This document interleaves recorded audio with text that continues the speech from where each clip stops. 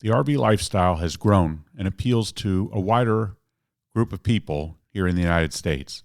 On today's episode, we talk more about it.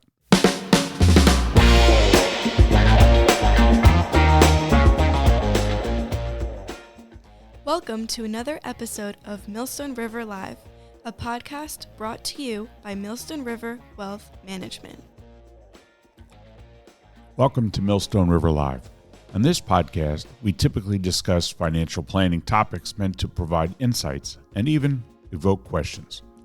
My name is Matt Siegel. I'm managing principal of Millstone River Wealth Management and frequent co-host of the Millstone River Live podcast. I'm doing something a bit different today. For those who know me personally, you already know that I enjoy traveling with my family in our motorhome, the Seagull's Nest. I'm frequently asked about all things RV travel. Where have you been? Where are you planning to visit? How much does this motorhome cost to fuel up? Is it hard to drive?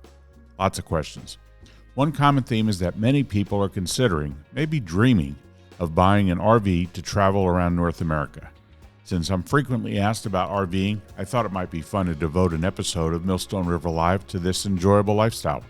And to make it worth listening, I've invited a fellow RVer and industry insider for a conversation. If you're an RVer yourself or have researched trip planning, you'll recognize the name RV Life Pro. And if you're familiar with RV Life Pro, the company, you'll probably know the name Patrick Buchanan, a highly sought-after guest speaker. So whether you're a seasoned RVer or just dreaming of hitting the road, I'm pleased to present this episode and genuinely hope you find helpful insights to help navigate your financial journey while embracing the freedom and pleasure of the RV lifestyle. And as always, we welcome your feedback and questions by email to podcasts@millstone-river.com.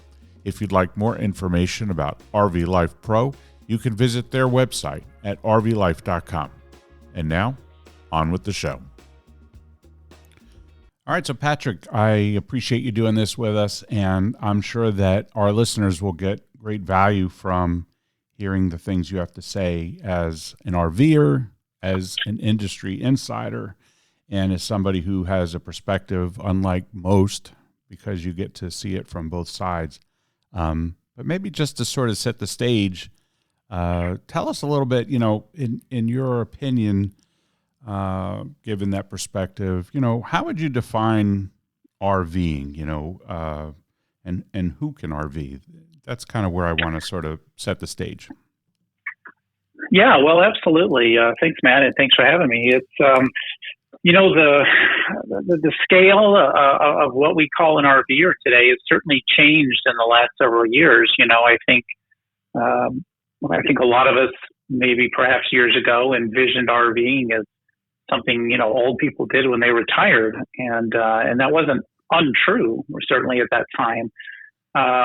But we've seen a dramatic shift in the last 5-6 years, where RVers are now much younger, including still the older crowd, but there's a much younger demographic that's RVing, and that RVing experience is different. It can be staying at RV parks, certainly your state and national parks, those types of things. Your Yellowstone, of course, is always a big draw, and the local state parks are fun. But with the technology changes with lithium batteries and solar and low power, now we're seeing a lot of off-grid camping, or even camping is not so much off-grid, often denotes, being stuck out in the wilderness somewhere. And that's not always the case. It might just be at a winery or something that offers some what we call dry camping spots. Things like that. It's the change in where people can go has been changed, or has been driven by the technologies in the RVs, and that same technology is also what's drawing that younger audience in, right? The TVs are flat and they don't take up any space. They don't weigh anything. Back in the day, a 20-inch TV was 80 pounds, and it took up this vast amount of space. And that, combined with internet being everywhere, whether it's Wi-Fi or on our phones, in a hot spot or something to that effect. All of those things have come together to make both the people that RV be quite a bit more diverse and broad ranging in age, as well as where they can go. And so now RVing is defined as anywhere you can park and sleep legally, I suppose. Yeah, I mean, I think it's funny, as an RVer myself, if I'm out and about, I'll be asked questions from people who are not RVers, and they kind of want to know a little something about it. And frequently somebody will say something like, this is something I've always wanted to do. And then just for the fun of the conversation, I might ask, well, what is it that draws you? What kind of has you thinking? And it's always, not always, but it's often a very romantic image that people have. You mentioned Yellowstone. People will ask, I'll be at coming back from a trip or something. We'll stop to refuel, and as you know, as a fellow motorhome owner, a fuel stop could take a little bit of time. And as you're filling up, and somebody comes over and they make conversation with you, and they want to know where you've been, and somebody say, where'd you go? And you say, well, we just went away for the weekend. Oh, like Yellowstone or something? And people just don't understand what all's involved with the planning or the traveling to get to something like that. I live in New Jersey, so going to Yellowstone is it's an undertaking. And so it is interesting that people's image, I think, of what RVing is has evolved along with the demographic of who RVers are, along the lines of what you're saying. Yeah, very, very much so. And just quickly to build on what you just spoke about there, most RVing happens within 250 miles or so of your own home. Very often it's not a magnanimous destination of some kind. It's just getting away, change of scenery, maybe that state park or that, national forest or something that's, a couple hours away.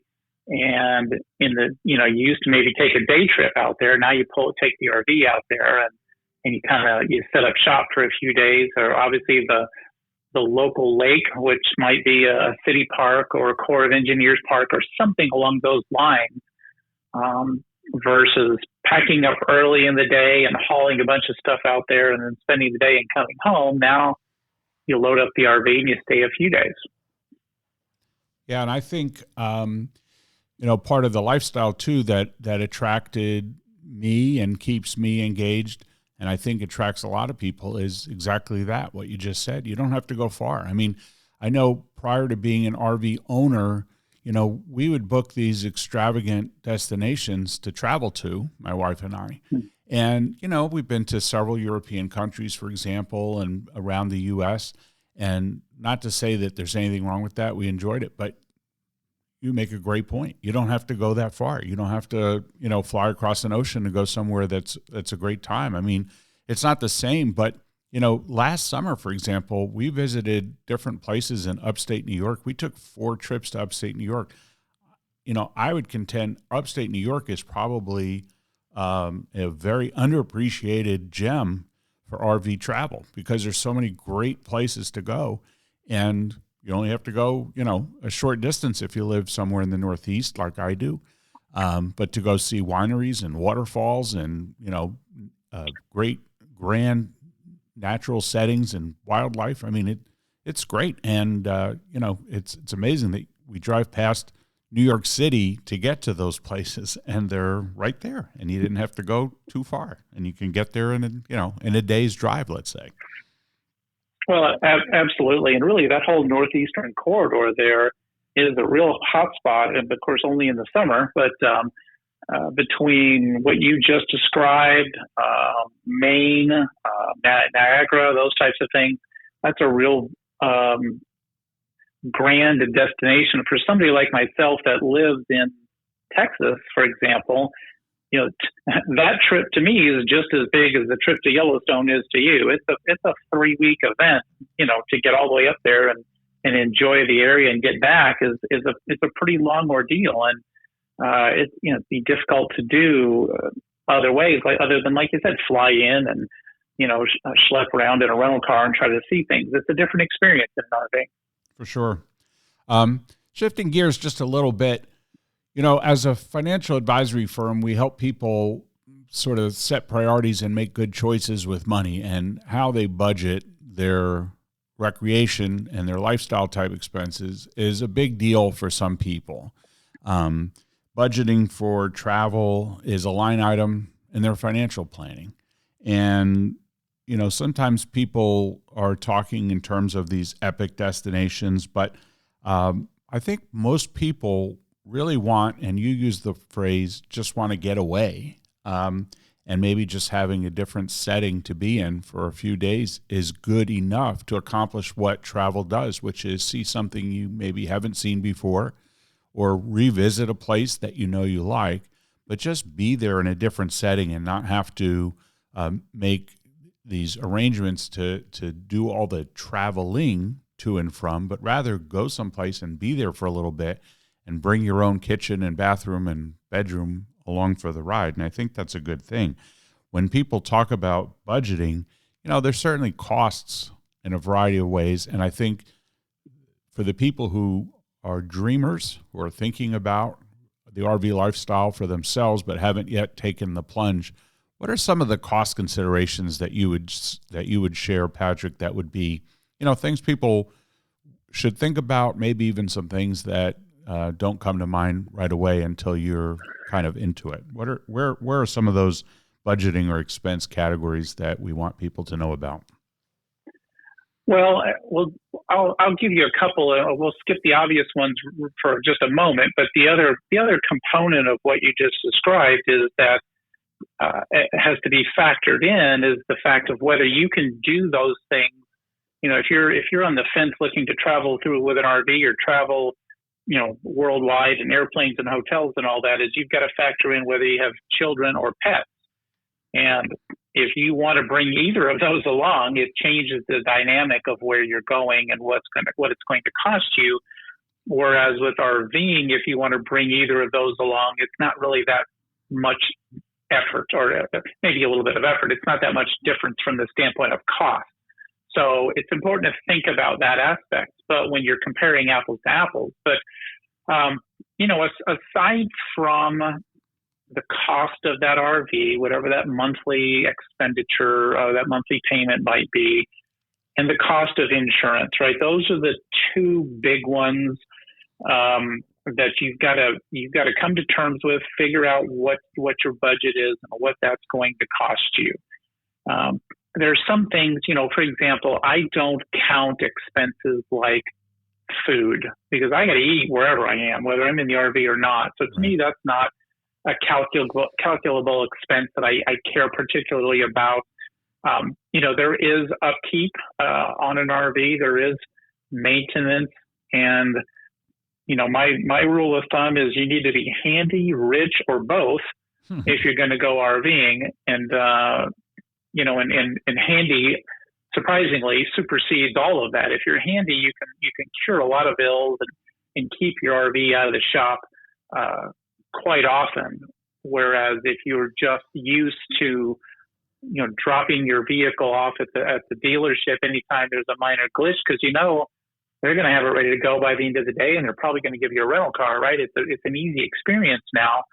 RVs are not quite that same way, and so you're generally going to try to keep that thing out of the shop. And so being handy is an important aspect of that. But there's also that cost factor of understanding that, you're not going to go 2, 3, 4, 5 years without spending money on maintenance of some kind. There's always some little something or other that needs to be tweaked or repaired or whatever. So that's a cost that you need to think about. Many don't realize that the tires on an RV, they have a pretty finite lifetime. The rule of thumb is 7 years. And that seems like a long time if you're just getting into the hobby. But if you've already had your RV 5 years and you're thinking, hey, in 2 years, I got to buy new tires, that's not something we get used to on cars, unless you drive a lot, right? We're used to letting tires just go as long as they need. So there is the cost of campgrounds, of paying for where you stay. Sometimes that's $20 a night, depending on where you're going. If you're staying at a Corps of Engineers place, or maybe it's state park or national park, depending. But if your wheelhouse, if your forte, if the thing that motivates you is to stay at a high-end resort with all of the amenities and pools and pickleballs and all the types of we're sitting out by the RV and looking out over the ocean with margaritas in hand. Those places are more expensive. They can be $100, $150 a night. So, and then there's places you can go for free, right? So those are some factors or some thoughts. I always say that you've got to put thought into what you really, really want to do. And then that will help gauge the type of RV you need and where you can go. Right. Yeah, and I think it's good to think about, in terms of any other aspect of our lives, what kind of home do you want to live in? Something modest that's easy to maintain, or something more sophisticated that comes with a bigger price tag to own and continue to own? And the maintenance and things that you referenced, that goes along, right, for the ride. I think the maintenance on RVs is a little different than what people think about with their cars, because it's a highly specialized field. Not everyone can do maintenance on it. But like you said, if you have sort of the inclination that you're a handy type person, I think it definitely is a lot easier for that person than someone who is hands off. So moving on to the idea of what about RVing and traveling by RV appeals to people. You mentioned that the demographic of who travels by RV has evolved in recent years and grown. So it's not just the stereotypical retiree who has nowhere to be and they just drive around the country in something, but rather it's people who are still working, people of a variety of age groups, different racial and ethnic backgrounds and things like that. What do you think it is about RVing that appeals to a wider audience, that allows this sort of lifestyle to continue to grow in popularity, especially with those younger ages, people who are not just retirees? I think it's a few things, right? And I think there's an inherent nature for young people to do something a little different than their parents did, and so if their parents worked, they worked hard and they got a good job and they saved up for college and worked hard some more and did X throughout their lives, the younger generation tends to do a little bit of Y and try to do things a little bit different sometimes.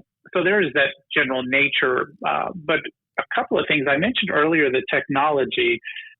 The change in technology has driven the age demographic down. I can't stress that enough. The ability for, and certainly we saw a lot of this come out of COVID, when companies realized that they could sustain a mobile workforce, a remote workforce, I should say, and not have to shack everybody up in an expensive building with a lot of property insurance and taxes. Companies that are successfully able to do that and subcontract out work and what they call the gig economy, those people say, well, hey, if I can work from home, I can work from an RV. And so the idea that Wi-Fi technology and internet technology and Starlink and those types of things make it possible to be connected to the internet everywhere. And for the younger generation, and really, I look at myself, I got to have internet. Like if I go RVing, I've got to have, me and my wife have to have internet. This ability to be connected has actually driven the number of days that RVs have been used. Typically if you have an RV, maybe you use it 20 days a year. That number's skyrocketed up to 30 in just a few years because people can be gone longer. They can be reached. They can be connected. They can hold their Zoom meetings. They can do whatever they want. And that freedom and that technology appeals to younger families, as well as we're looking at young people with kids that instead of reading about Mount Rushmore, they can go see it, and they can do remote schooling and what we call road schooling which is kind of that mobile version of homeschool. So it's been a lot of little things. Again, a lot of this was just the fact that people were made aware of some of these things. If you grow up and all you hear is that RVing is for old people, you really don't pursue it, right, until you get older. Sure. And all of a sudden, the entire world was pursuing it like, it was the last bastion on earth where you could actually go do something. And it sort of was for a while. And it really exposed a lot of these changes in the industry that many younger folks weren't aware of. Yeah, and that makes perfect sense. I mean, I know for many years before I bought my first RV, I used to go to RV shows for entertainment. I loved walking around and looking at different RVs, even things I never saw myself owning. I still like to go look at them. And here's a place for, a few dollars to gain entry, to buy a ticket. You get to see all these different models and different products for them and stuff like that.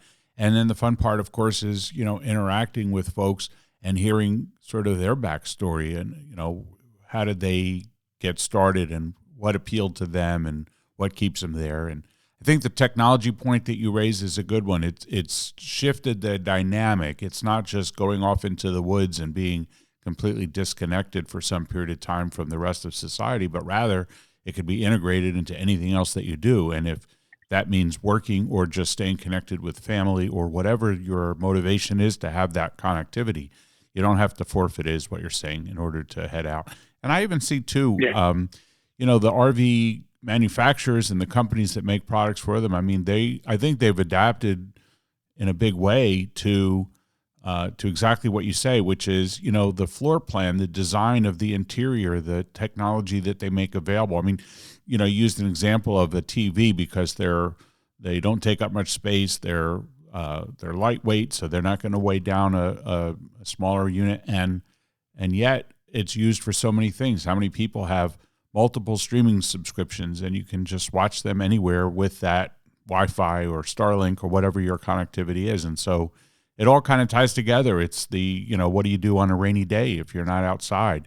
Well, you could be inside. You could watch movies. You could do whatever you like now. And I think that's definitely a good point. So what was it, Patrick, that you would say sort of lured you into RVing personally and got you interested in traveling by RV?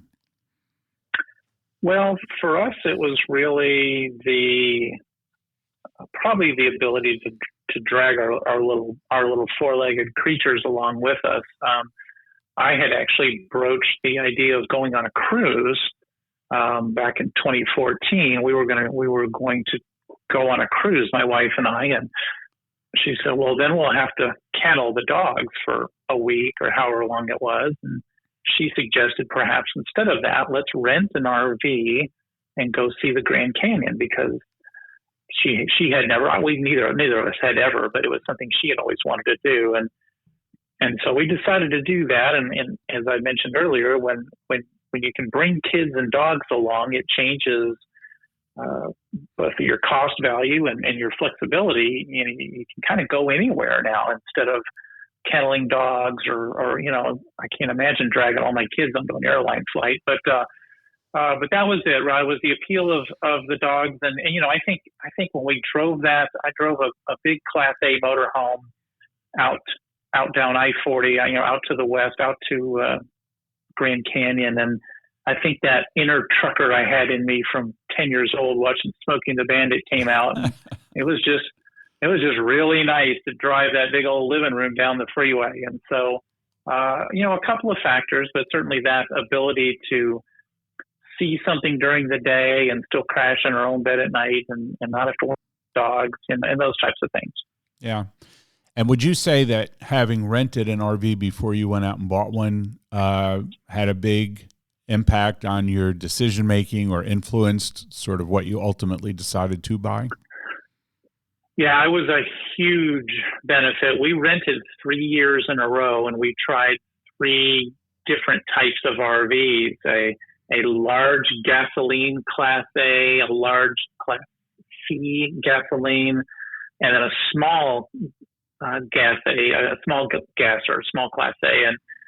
And what we discovered was I didn't particularly like the way that the Class C, the overhang, shielded my view not just going straight down the road, but we're going up and down Yellowstone in this thing the second year. And, you see all these rams and goats and junk up on sheep or whatever they are up on top of the mountains, and you can't see them because the minute if you're aiming down, you can't look up. And so that really, of course, if you've got a family of 6 or 8 or 9, the Class C is a brilliant choice for you because there's so much sleep room, but we didn't need that. And so, but the problem we had was the Gas A motorhomes, I'm mixing my words, but the Class A motorhomes that are driven by gas have that engine in the front. And it was just too noisy for my wife and I to hold a conversation because she preferred to be toward the back, with her, either with the dogs or with her laptop doing some work at the table or whatever. And so we ended up going with a diesel because it was so quiet, we could actually hold a conversation. But we never would have learned that if we hadn't rented and tried a variety of units out. And I always recommend that if at all possible. There's a rule of thumb in the RV industry. It says buy your third RV first.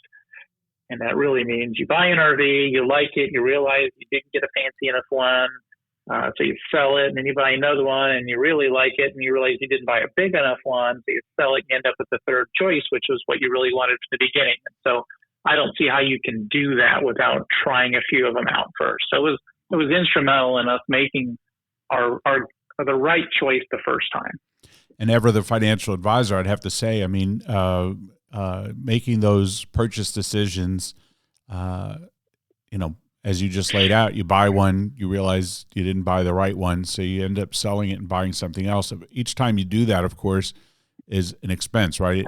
And so some people talk about taking a hit or, experiencing depreciation, and then, there's nothing you can do about that. If you trade it in or sell it privately, you're going to sell it for less than what you paid for it not long ago. And so that might be a turnoff to people. So the rental makes a tremendous amount of sense. It's a minimal expense to gain a lot of knowledge and experience that you'll ultimately make a decision about. And then, it gives you a great insight into what you do buy. Hopefully then you make a better buying decision and your dollars go further. That's a good thing. Well, and it helps you decide if you even like it, right? There's no guarantee you're even going to enjoy it at all, right? You may not like driving all day. You may not like setting up the rig. You may not like, cooking in a small kitchen or whatever it may be. It's a way to determine whether something you even want to pursue as well. And you don't want to discover that after you've just dropped, $50,000 on a small RV or $500,000 on a big RV, right? It's something you need to learn up front. So it's a good idea to rent or at least try to go with someone else that has one and feel it out a little bit. Right.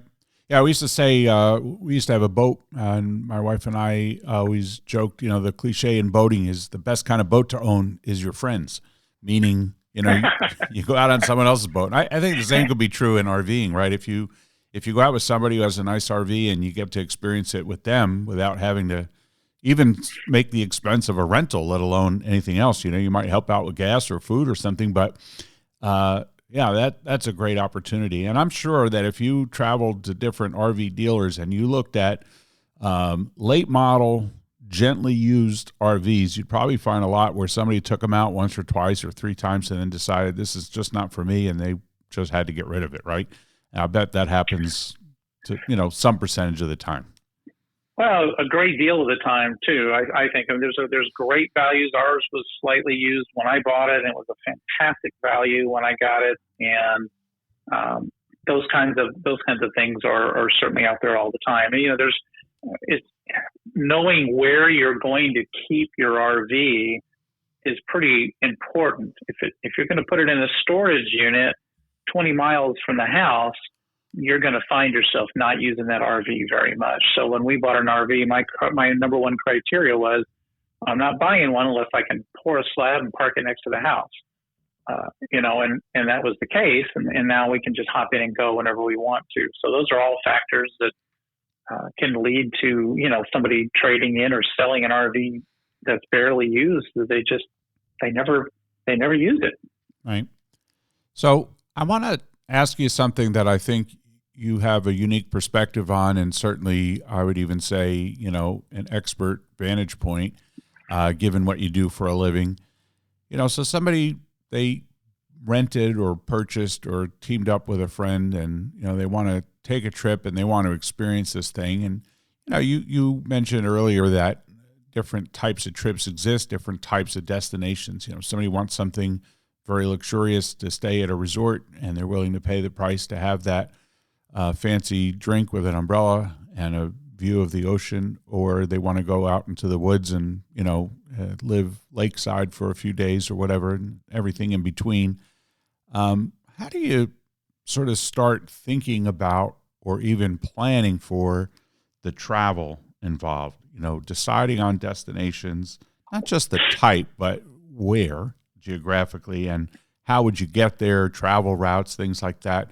What are some of the basic considerations that people might make in that realm? Well, I think, every trip is really a full circle trip, right? You get there and you come back. And so I think you definitely have to narrow down your destination. I mean, it sounds obvious, but it really is the most important thing is this trip, is this vacation worth getting to that destination and back? Am I going to be satisfied with that? And you can always, for us, obviously picking that Grand Canyon was that first destination, but it's important to think about, well, what else can I do along the way?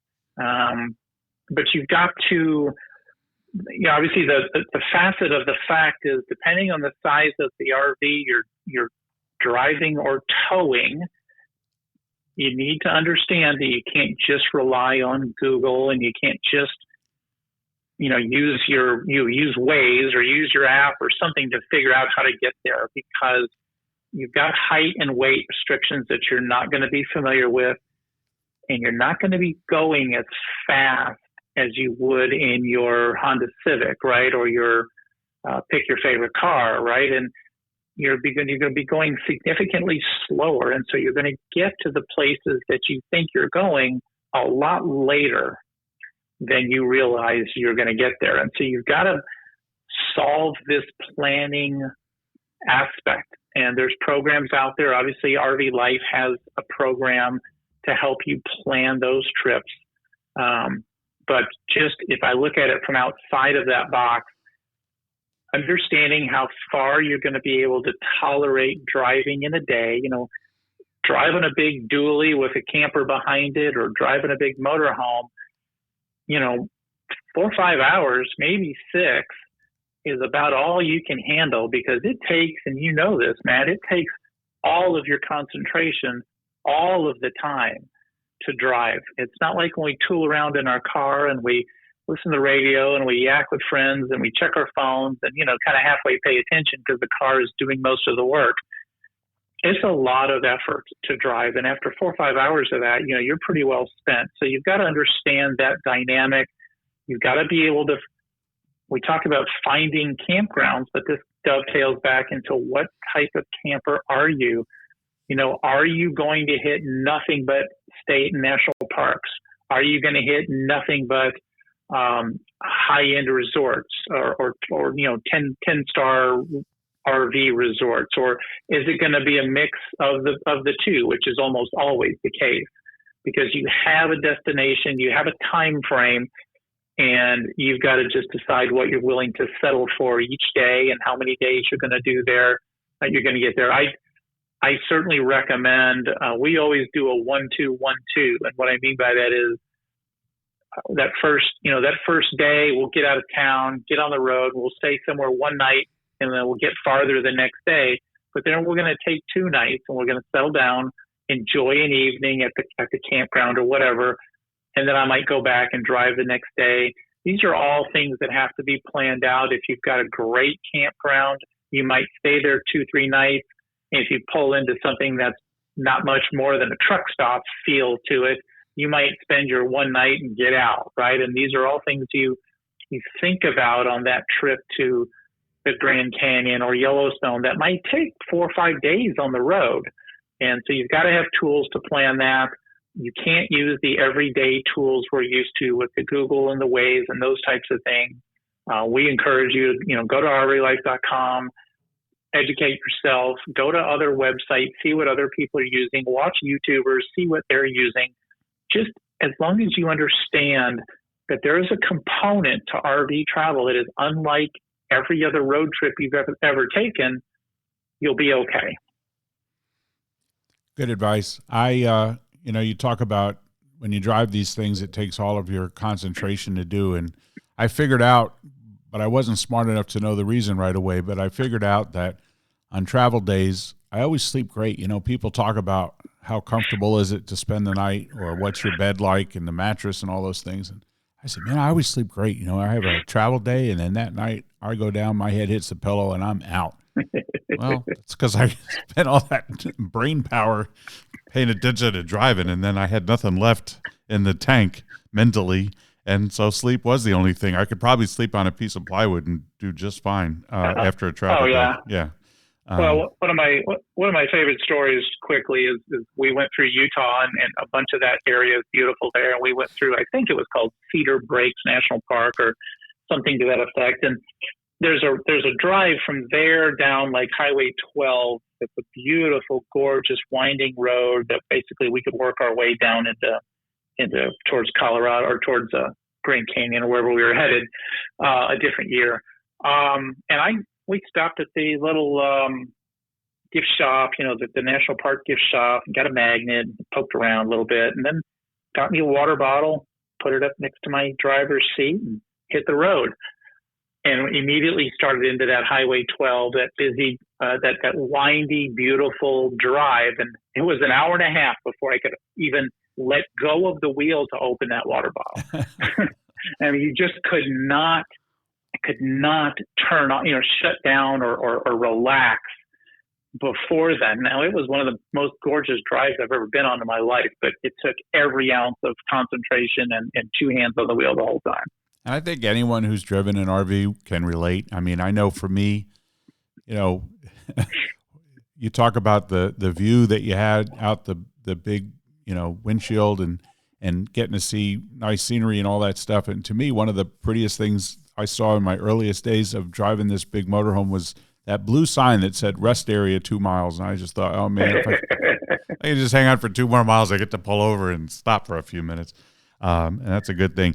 So you've mentioned a couple of great places. What would you say, ranks among your favorites in terms of a destination that you've been to? I mean, you talked about going through Utah, and you mentioned your first trip was out to the Grand Canyon, which I think is one of those bucket list type destinations for a lot of people. But what would you say in the Buchanan household ranks it, at the top or near the top of the list as far as places that you've been? Well, I mean, you can't understate Yellowstone, right? I mean, I think it's one of those places you have to go, especially me as a very late baby boomer, and watching Yogi Bear and watching things like that, and you got to see Yellowstone. I think it's good to do that, and it's definitely a bucket list item, and it is a very interesting place. And but the second year is when we took this Class C out to Yellowstone, and then we looped around the north exit there and came across to see Devil's Tower. And for me, as a 70s kid that watched Close Encounters of the Third Kind, a dozen times, it was quite an experience to see it for real. And it was really special. We looped around there and saw Mount Rushmore, and that was fine.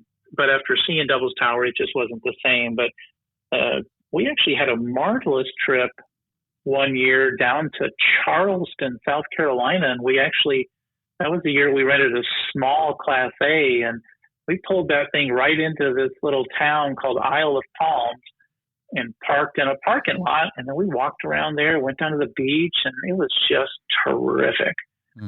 Really a memorable place, memorable experience. When we first started RVing, and even when I bought my own, we didn't have a car or anything like that. So we took the RV everywhere we went. And it wasn't until I'd owned it about 3 years or so that I started pulling a Jeep behind it to take, when I wanted to go to places like that. But those are always the most memorable. As it is now, there's a Corps of Engineers park that's right on the lake, just a couple hours from the house, that we frequent as often as we can.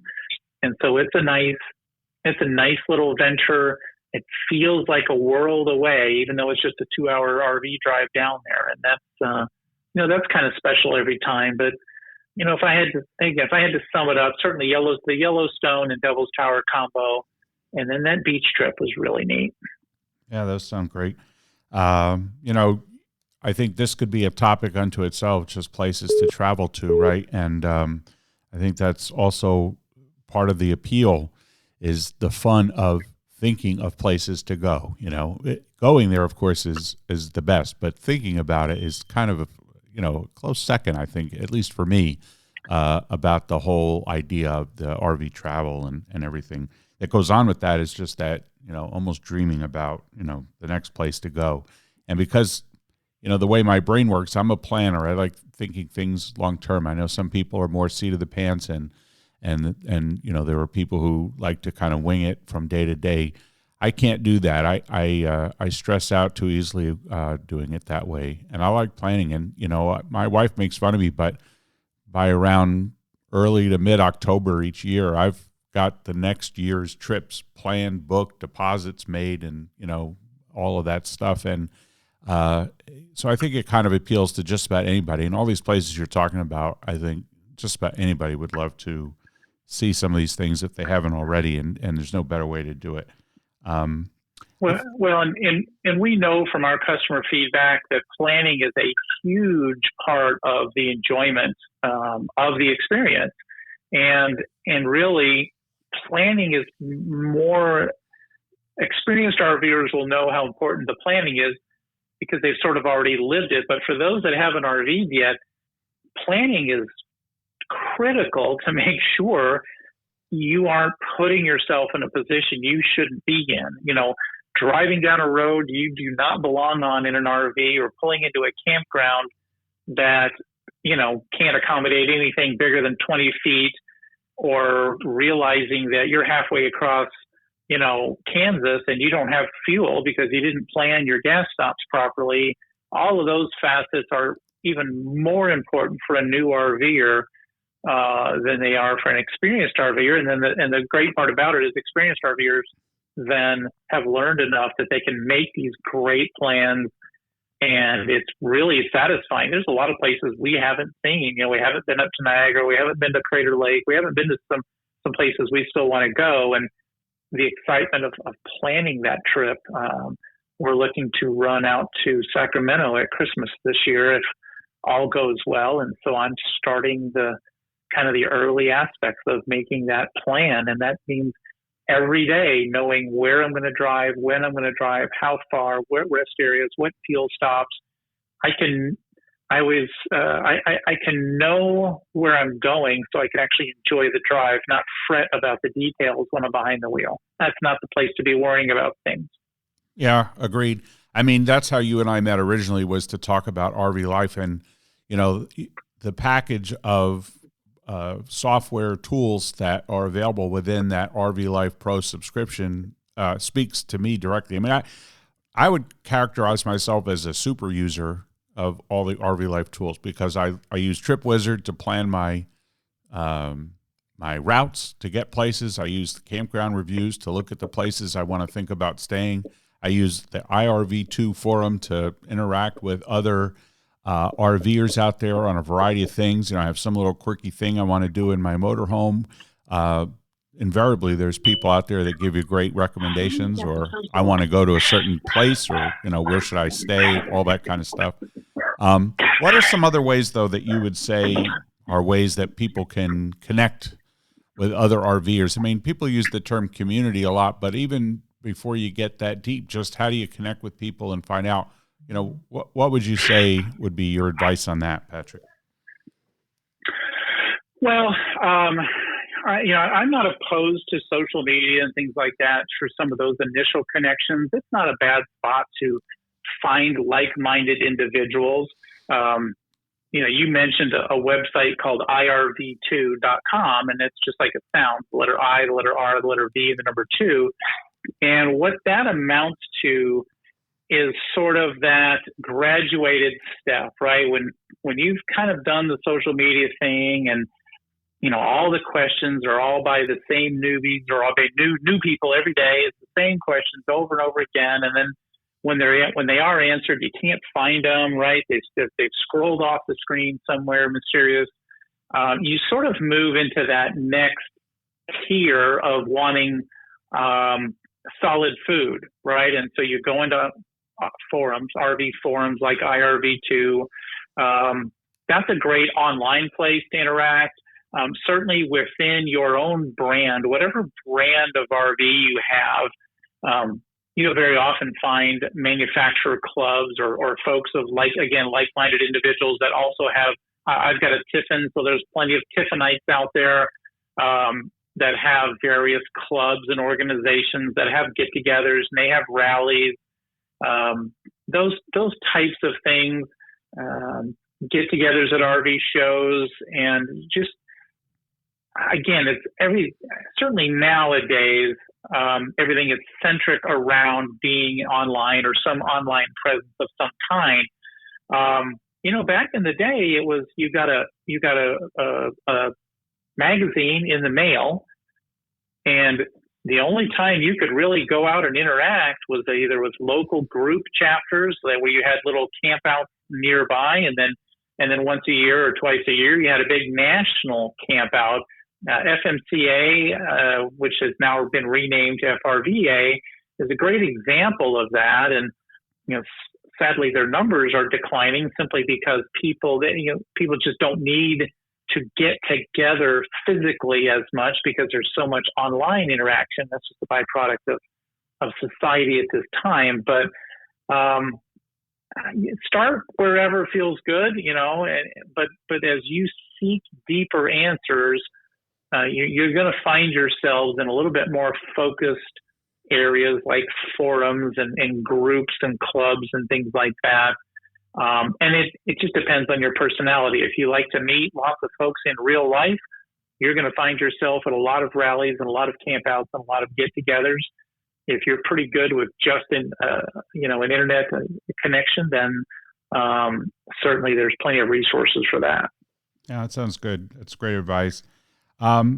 Speaking of advice, I suspect some number of people listening to this episode of our podcast are people that would be thinking about maybe becoming an RVer in the future. I'm sure some are RVers already, but for the people that are thinking about it, what would be one piece of advice that you would share now for those people who are thinking about it in terms of making the next step, whatever that next step is for them? Maybe just to share one piece of advice that you think could be valuable for them. To me, that's an easy one. And it's research. Learn what you need to learn. What you don't know, learn that too. Where I found, the way I found myself researching and learning about the hobby and about the lifestyle was I might be reading an article or watching a video or whatever. But then when I ran across a term or a phrase that I didn't understand, I didn't just pass it off and say, well, I'll learn that someday, or I'll figure that out when I need to. Well, you need to figure it out before you need to. And so I would pause whatever I was doing, research that word. I kept a little note on my computer where I would scratch out, words that I needed to understand. What does it exactly mean? What is a black tank, and what does that mean? And when I saw snippets about information that my gut told me was going to be important, I saved that link and then I researched it. I read it up later on, and I certainly learned that when I was shopping for an RV, the year that I was shopping and purchased was 2017. I could have told you anything about any RV on the planet. If I was a salesman, I would have sold 1,000 RVs. I knew them inside, outside, backwards, and upside down because I needed to know where my money was going and make sure I got what was correct, got what was right. And And then once we settled on an RV, that skewed my research a little bit, right? I knew we wanted a motorhome, so I stopped maybe reading or learning about fifth wheels and fifth wheel hitches and some of the ailments that fifth wheel people worried about, and I started focusing on motorhomes and diesel pushers and the things that mattered. But the number one thing was when you run across an article, a link, or a video, or a word you need to learn more on, just paste that thing into a document and save it and research it when the time comes. The next time you sit down and you think, well, I'm going to play solitaire for 20 minutes to kill some time or shut my mind down or whatever you plan to do there, research those words, research those articles, look at that stuff in detail, because there's no shortage of information out there. If you tell me you're an RVer and you've been RVing for 2 years and you never did X or you never understood Y or Z, and it's like, well, that's just because you haven't bothered to try, because the information is there, and the more information you have, the better every single decision around what you do, the better the decision becomes. That's my number one thing. And when you research so often that everybody tells you you really should rent before you buy, then that kind of means you probably should rent before you buy, or at least borrow, right? But yeah, you researching quality, and the more you research, the more you snuff out kind of the things that are bogus, or the YouTubers that are maybe just vying for clicks and don't have any real substance to add. And you'll, just like anything you do, whether it's you're a professional, whatever you are, or you're looking to start a new hobby of any kind, the more research, the better. It's the number one thing that will bail you out. I think that's great advice. You're obviously committed behind that, so we're going to go with that. That's a it's a good piece of advice. So as we kind of head for the end of this conversation, I think it might be helpful to share one thing, which is something I like asking folks, and that is, what would you say, Patrick, is perhaps the greatest thing to come from being an RVer in your life? Or for your family, just that maybe you wouldn't have done had you not become an RVer and done something else with your time and your money. What comes to mind as that greatest thing maybe that you've benefited from? Well, I think the thing that jumped out when you asked that question just now, and for the audience, he just asking you now, so I wasn't clued into this. I didn't get the answers beforehand. The absolute thing that jumped out to me was, I'm just not afraid of anything anymore. And I'm not to imply I was afraid of a lot of things, but, I always had a good understanding and a fairly strong acumen for plumbing and electrical and automotive and things like that. But, driving a 43-foot living room down the freeway, pulling a Jeep, that's a different animal right there. And then hearing and reading and learning about all the potential pitfalls and the people are real big to share things that go wrong. They don't always share things that go right. And to look at it back now, 10 years in the rearview mirror, I'm just not afraid to try anything or do anything or tackle anything. Whether it's driving somewhere, there was a time when we first got the RV, I'd get out there and, man, the first 5 minutes were like I was about to, go on stage at Bonnaroo or something. It was like, man, I'm nervous. And, now I just hop in and I still think, right? I mean, you don't let your attention get distracted. Matt, you know this very well. You don't let your attention drift. But that pit in my stomach of getting in this big thing and driving around, I don't have that feeling anymore. Now it's just wise, tempered excitement and caution. But I'm just not afraid to tackle anything, try anything, go anywhere. When you've done something that feels so out of the box, and so, I remember when we were in the and this dovetails off that, so not to drag it on, but when I was looking at buying an RV, and we had, in my mind, I had somehow settled on 40 foot as being the right length, and this 43 footer came up for sale, and I just kind of chalked it out on the pavement and said, wow, here's what 3 feet looks like. And it just wasn't much, right? And I said, all right, what the heck? 3 feet isn't any big deal. And it proved to be the case for the most part. But and this is not to disparage little old ladies, but in fact, it's maybe to pump up little old ladies. But when I would see, I think, somebody driving a school bus or driving a big city bus, my thought was, well, if they can do it, I can do it, right? There's not that I'm better than anybody else, but just the simple fact that if that human can do that task, I probably can too.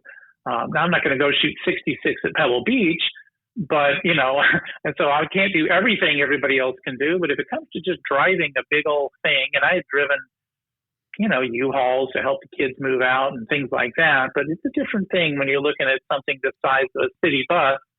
And I'm thinking, man, can I do that? Right. And when you kind of take that plunge and go through those efforts and you look back on it like, it's no big deal, because it really doesn't feel like a big deal anymore. But all that to kind of close the loop there was it just made me infinitely more confident to do almost anything, whether it's in the RV, around the house, with the cars, trying something new, going somewhere new. I'm just kind of not afraid of stuff anymore. And maybe some of that comes with age too. Well, I think that's a great benefit, no matter where you got it, whether it's from age or from becoming an RVer or a combination of things in your life. But, that's a great benefit. The last thing I want to ask you, Patrick, and I'll let you get back to your day, and I appreciate you being so generous with your time. And this is for the benefit of listeners that are RVers themselves. You know what they want to ask, which is, what kind of RV do you own? So I own a Tiffin motorhome, a Tiffin Phaeton, which is a popular, well-known brand. I had certainly narrowed it down to between Tiffin and Newmar. I think it's important to understand that for us, the motorhome was always the only choice. I do not own a truck, and I have never towed anything that I can think of behind a vehicle. Now, I did tow a U-Haul trailer behind a conversion van one time to help a kid move. And so I had towed something.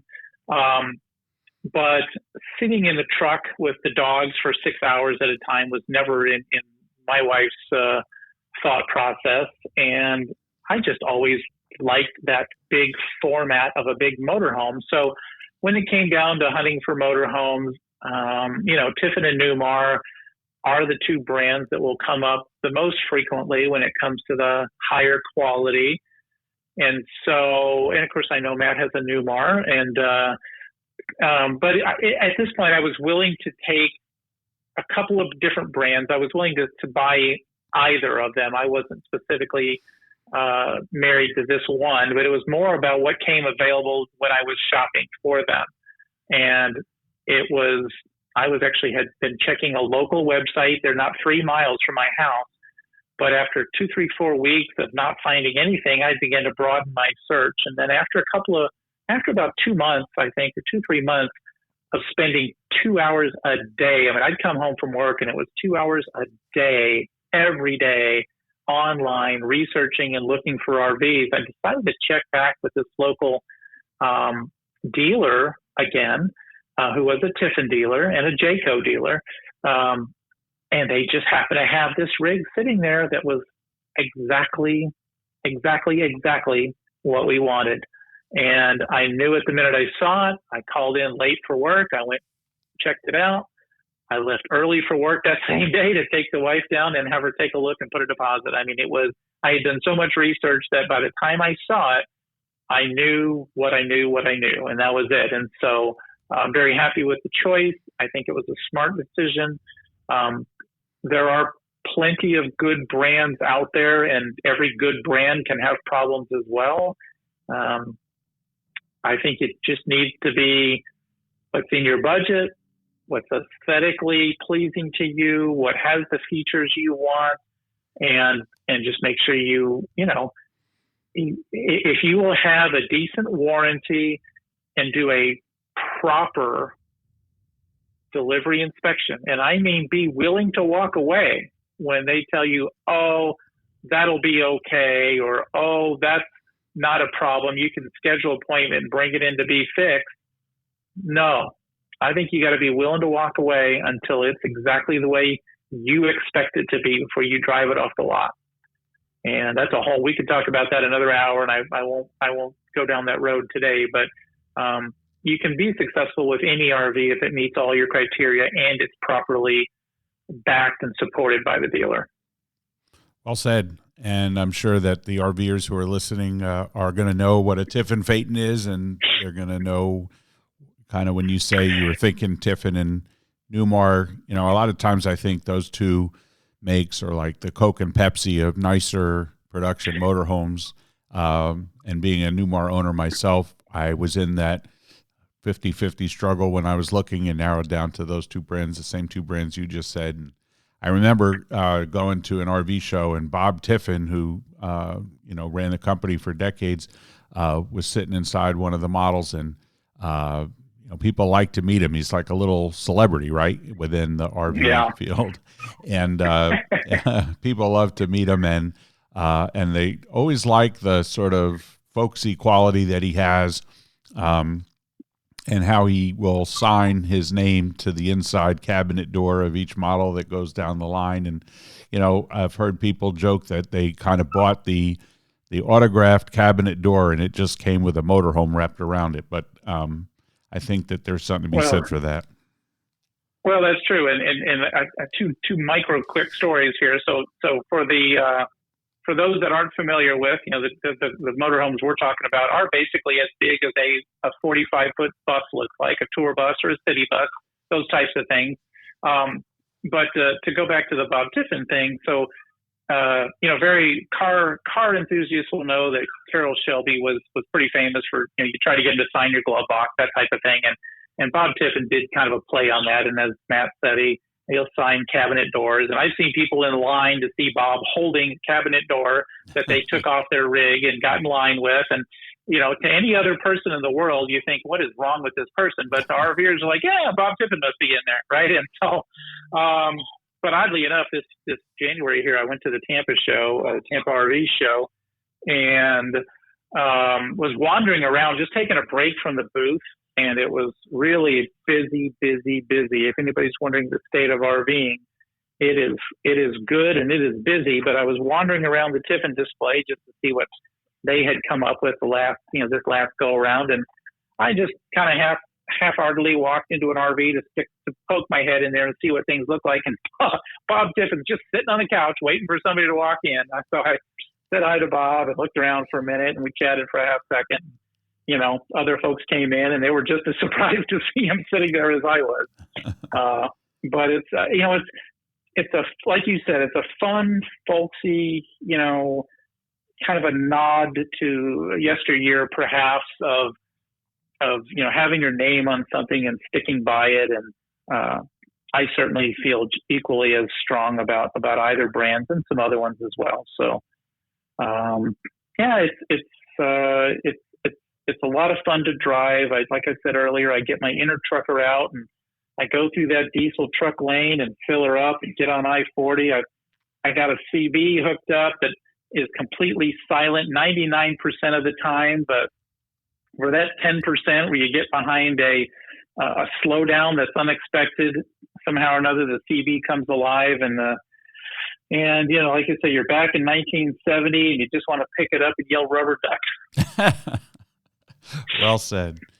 Patrick, thank you so much for sharing all of these insights. I mean, definitely for people who are already RVers, I think they would enjoy this conversation. And for people who are thinking about it, I think you've given a lot to the understanding of an RV lifestyle. And so for that, I thank you tremendously. We share a few things in common, right? We're both incredibly handsome, but we also have this, more than an interest. It's a passion. And, you've even taken it a big step further than I have in that you pursued it professionally and have a lot to show for there, with an organization like RV Life, which I think anyone in the RV world knows. And, many of them use, and if they don't, then they should. So a heartfelt thank you to you for being generous today and for spending some time with us. And I think it will be very well received from the folks listening to the podcast.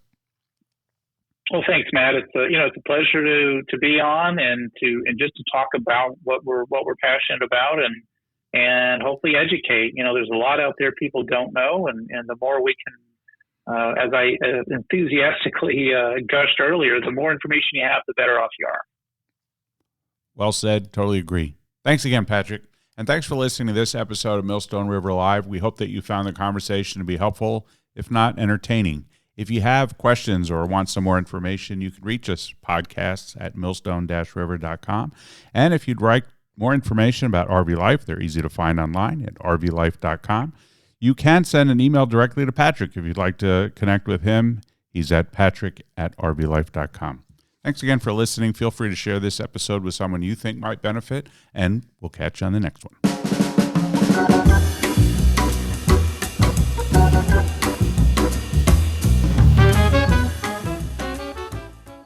On this episode of Millstone River Live, we invited a guest, Patrick Buchanan, the Director of Partnerships for RV Life, to talk a little bit more about the RV lifestyle. If you'd like more information about RV Life and the suite of products that they offer, I would encourage you to go to rvlife.com. We hope you've enjoyed this episode of Millstone River Live. Feel free to share it with someone you think might benefit. Millstone River Wealth Management is an independent wealth management firm based in New Jersey. We form a supportive partnership with our clients and help with financial education and planning. We welcome your feedback. Send comments or questions to podcast@millstone-river.com. More information about our firm can be found online at millstone-river.com. Thanks for listening.